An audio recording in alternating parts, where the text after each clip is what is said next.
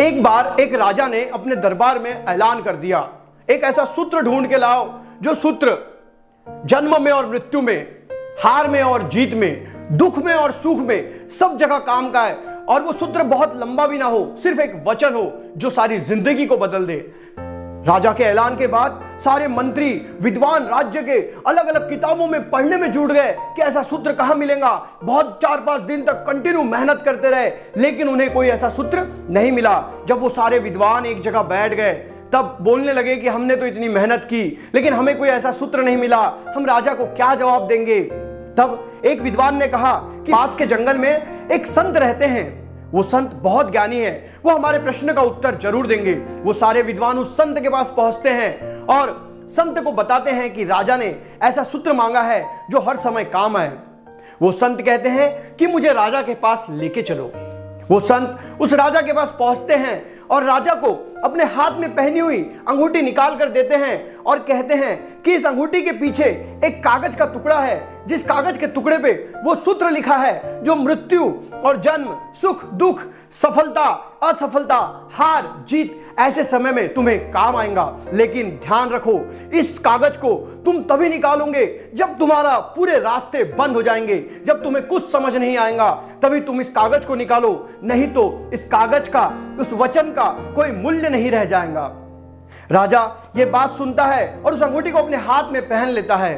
कुछ समय बीतता है और राजा को बार बार मन में इच्छा होती है कि क्यों ना मैं उस कागज को निकाल कर देखूं कि उस कागज पर क्या वचन लिखा है। लेकिन राजा सोचता है कि संत ने तो कहा है कि अगर बिना जरूरत के उस वचन को पढ़ोगे तो उसका मूल्य नहीं रहेगा, और राजा उस चिट्ठी को नहीं निकालता।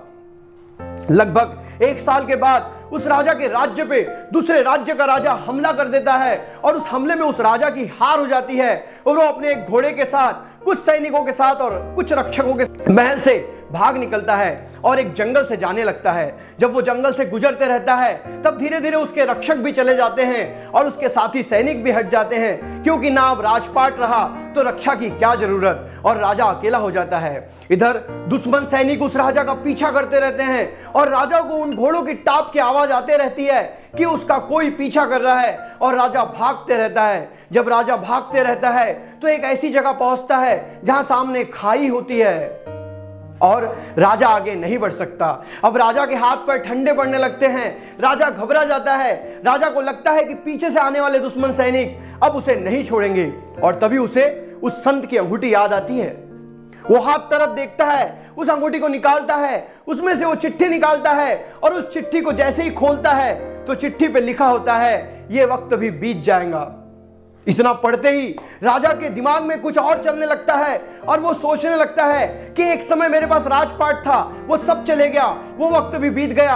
आज मेरे पास कठिनाइयां हैं, आज मेरी परिस्थिति खराब है, ये वक्त भी बीत जाएगा, और उसका सारा डर खत्म हो जाता है। वो निशब्द होकर वहां खड़ा रहता है और कुछ देर बाद उसे एहसास होता है कि पीछे से आने वाले घोड़ों की आवाज बंद हो चुकी है, घोड़ों की टाप बंद हो चुकी है, और राजा एक गांव में जाकर शरण लेता है। कुछ दिन वहां रहने के बाद राजा अपने लोगों को फिर से जमा करता है, फिर से अपनी सेना बनाता है और फिर अपने राज्य पे फिर से आक्रमण करता है ताकि अपने राज्य को वापस ले सके, और वो जीत जाता है। जीतने के बाद अपने सिंहासन पर बैठता है और बहुत खुश हो जाता है। अपने सैनिकों से, अपने मंत्रियों से चिल्ला चिल्ला कर कहने लगता है कि देखो मैं कितना महान राजा हूं, मैंने फिर से अपने साम्राज्य को जीत लिया, मैं फिर से राजा बन गया, मैं फिर से शक्तिशाली बन गया। और तभी उसको उस संत की चिट्ठी की याद आती है और चिट्ठी में लिखे वचन की याद आती है कि ये वक्त भी बीत जाएगा, और राजा शांत हो जाता है। और राजा को शांत हुआ देख सारे उसके मंत्री बोलते हैं कि राजा जी क्या हुआ। तब राजा कहते हैं कि ये वक्त भी बीत जाएगा।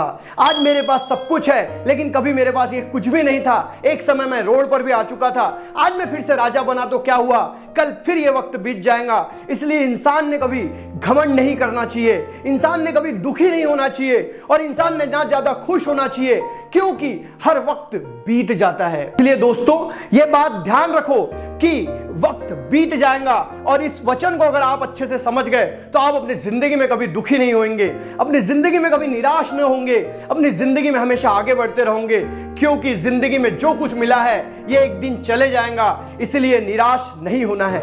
अगर ये छोटी सी कहानी आपको कोई बेहतरीन मैसेज देके गई है तो कमेंट करके जरूर बताएं। साथ ही साथ वीडियो को लाइक करें और चैनल को सब्सक्राइब करें। मैं इस चैनल पे रोज सुबह 7 बजे एक नई कहानी के साथ आता हूं।